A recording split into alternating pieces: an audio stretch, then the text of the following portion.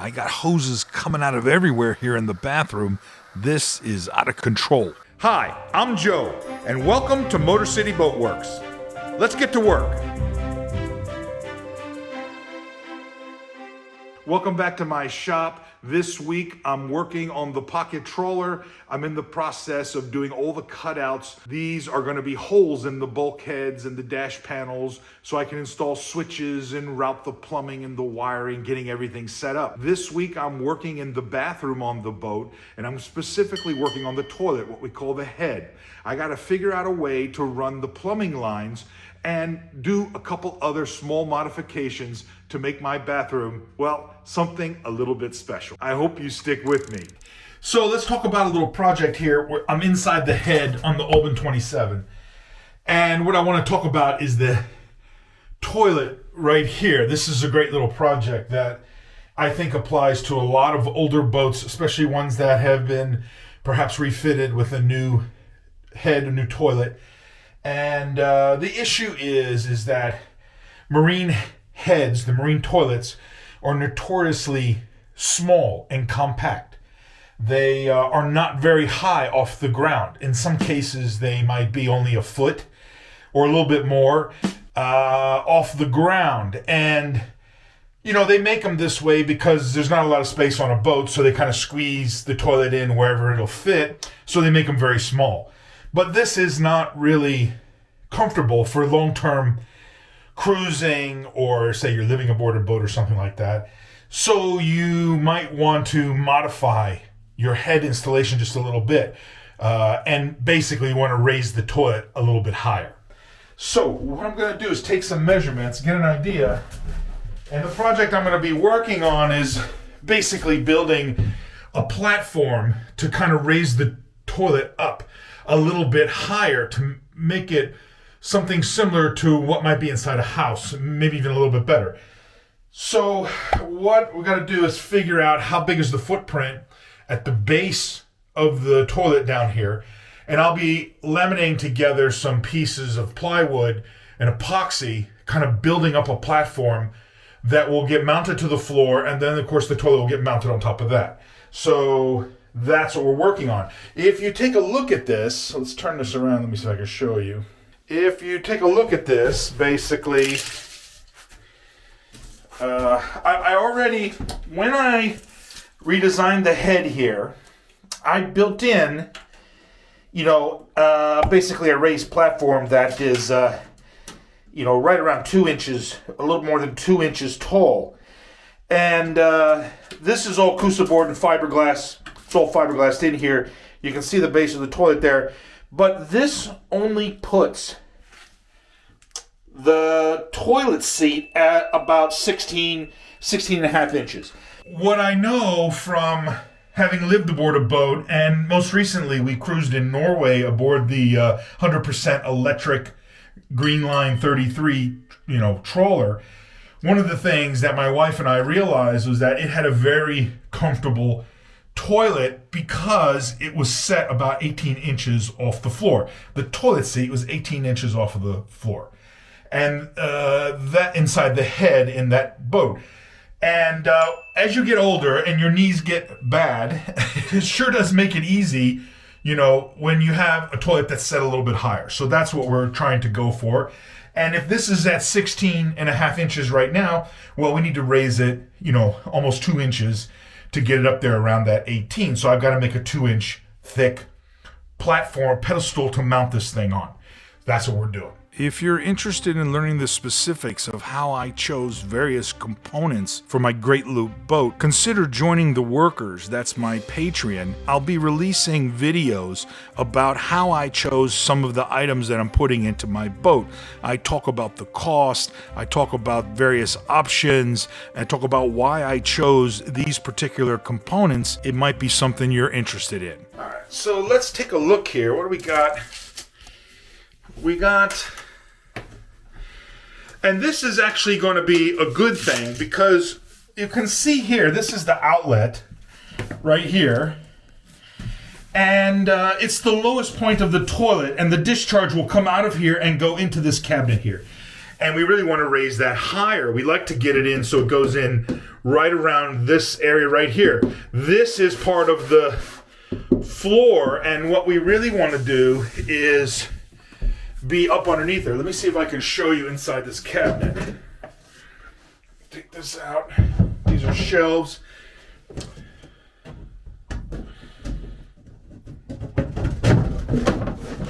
Alright, so you can see inside here.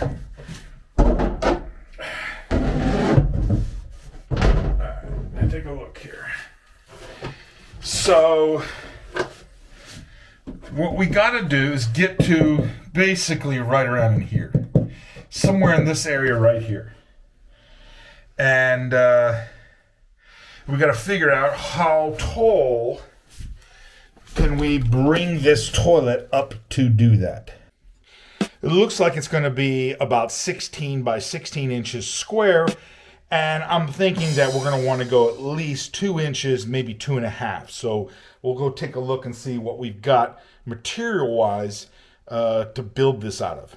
This is kind of a good thing, because what you want to do is get the toilet high enough so that, you know, as much as possible you have a downward slope from the toilet to the holding tank. Now, you can't always do this, but anything you can do to keep those lines, the discharge lines, kind of high at the toilet end all the way down to the tank means that it helps keep waste out of the lines, because it's always draining down into the tank, and that's what you want.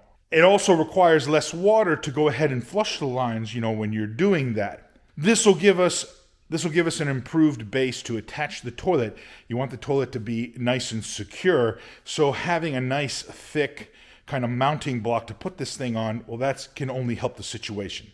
I ended up making the toilet platform out of 4 pieces of 3/4 inch thick plywood, the best plywood that I had on hand. That brings the toilet platform height to about an extra 3 inches, total seat height of around 18, 19 inches. The boards are fastened together mechanically with epoxy between the layers. And then the whole thing is kind of covered in epoxy and glued and attached to the floor base. As with anything with marine plywood, you got to make sure that the entire piece of wood is covered really well with multiple coats. And when it's attached to the floor, all of the seams, all of the joints, well, those have to be filled in with thickened epoxy, so there's no place for any water or dirt or mold to grow over time. Once the platform's attached, it needs to be painted, and the toilet can be dry fitted. Now we start working on. All right, so I don't know if you can see this. Let's see.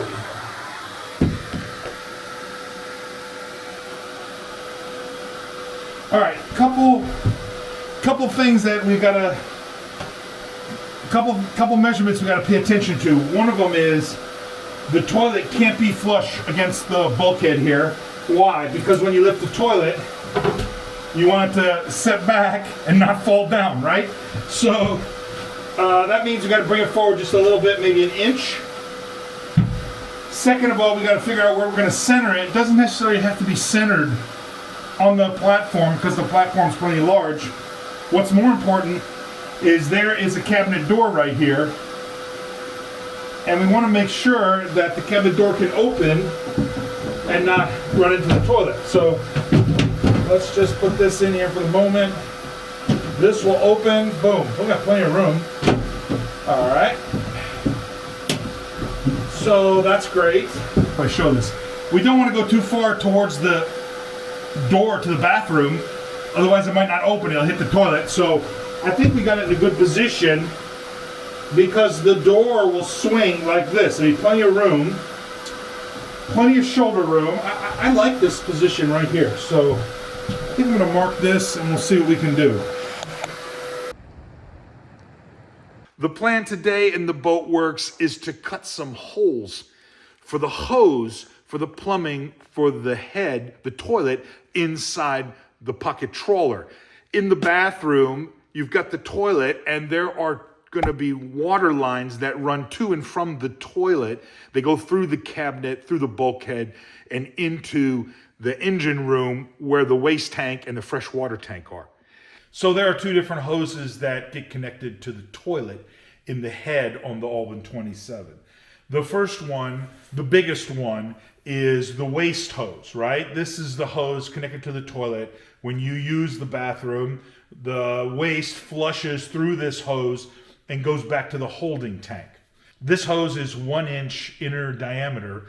The exterior is going to be somewhere around 1.4 of an inch maybe. All right, so we'll find an appropriate size hole to cut in the bulkhead so we can snake this thing through. Now this is a special hose that I bought online from an online marine chandlery. It is Raritan SaniFlex hose. It is one of the highest grade hoses that's out there. It's been tested for permeability and for odor reduction, all this kind of stuff. And this is the hose that you want to use. It's wrapped in some white plastic right now to kind of keep it clean for when it gets installed. But the thing that I like about this hose is that it's reinforced, but it allows you to bend it as tight as 3 inches, 3-inch radius, which is fantastic because we don't have a lot of room going into the cabinet and snaking aft, to the engine room. So we're going to need every bit of that we can. This hose here is called Trident VAC XHD. This is the freshwater intake. When you bring in fresh water into the tank, this is the raw water intake for the toilet. This is the raw water intake for the toilet. This hose is 3/4 of an inch inner diameter. On the outside here, it looks like it's going to be somewhere around 1 inch. When you flush the toilet, you bring in clean water. In this case, it comes from a through-hole fitting, brings raw water from the outside into the toilet, and you're able to flush it. Now, you're probably wondering, why is he using raw water intake? Salty dogs will tell you that raw water smells and all this kind of stuff. And while that may be true, the reality is that we have very limited freshwater tankage on this boat. We can only carry so much fresh drinking water. And if you're going to be wasting that on flushing the toilet, it just doesn't seem like a smart idea for long-term cruising. So it's a compromise. I've made the decision that we're going to use raw water to flush the toilet. That way we don't have to tap into the freshwater system on the boat.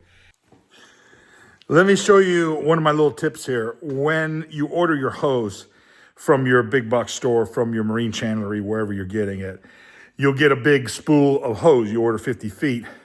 And they will take it off of the spool that it comes from because it might be 100 feet, 200 feet, whatever they have in the store. They'll cut off the 20, 30, 40, 50 feet or whatever you need. And they'll put tape around it and they'll send it to you. It'll be all taped up.